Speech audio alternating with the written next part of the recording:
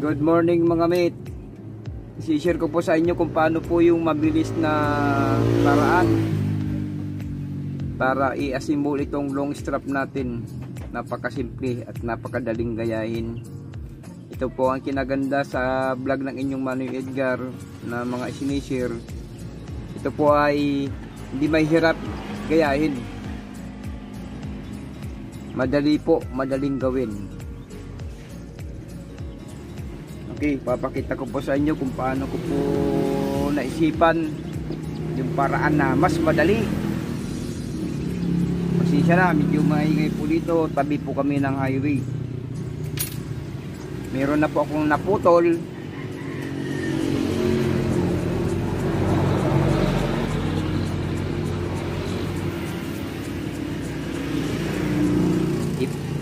Mayroon kayong alligator clip. Ayan.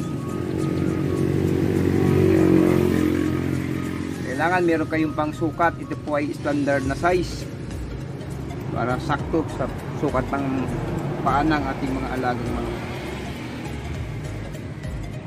Ngayon, ganyan lang ang technique yan mga mate. Yan. Kailangan meron po ulit tayong another one na alligator clip.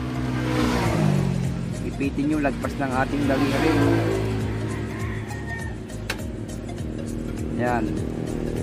Ngayon, meron din pa akong paraan para hindi po tatagos yung ibubutas natin ditong nagbabagang alambre, wire. Ito po.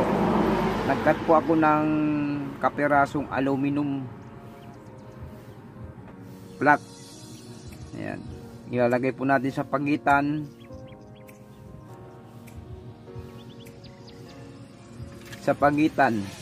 ng dalawang strap.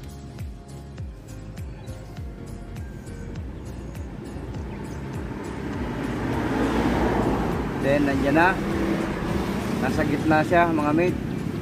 Tatanggalin mo yung nakaipit dito sa dulo ng ating long strap.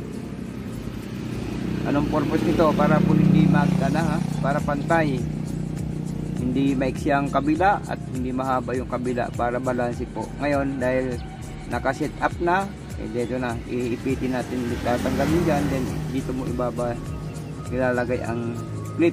Okay, para walang kawala. Ngayon meron po tayong pinutol na ito po ay mahigit 2 pulgada na short strap para dito yan.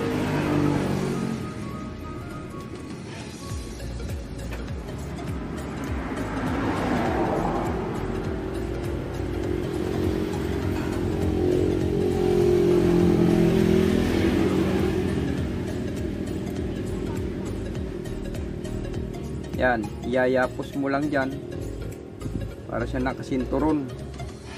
Isisinturo natin. Ngayon,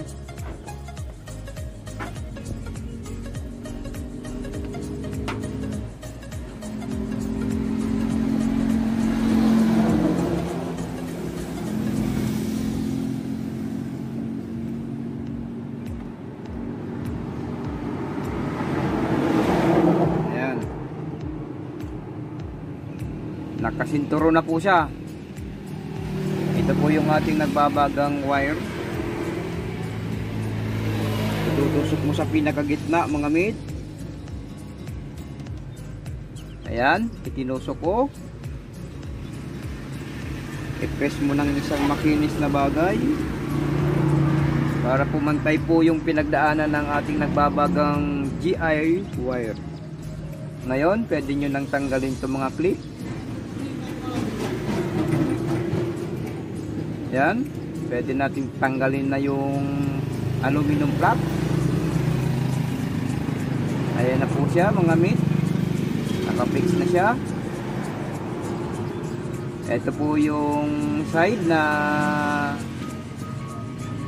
naka-connect dito, isa. Ngayon ito po yung adjustable, yung kabilang side. Ayan. Ayan.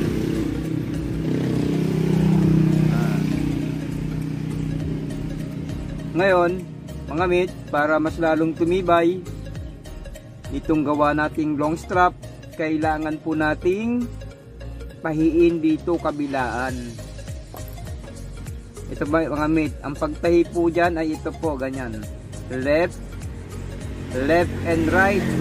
Kailangan natin lagyan ng tahian po natin para mas matibay po ang ating long strap. Hindi ko na po ipapakita kung paano tahiin, alam nyo na po yan, nandun na po sa mga unang vlog ko. Okay mga mates, sana nagustuhan nyo po ang ating easy way how to make long strap. Okay mga mates, maraming salamat at ingat po kayo lagi. Bye bye.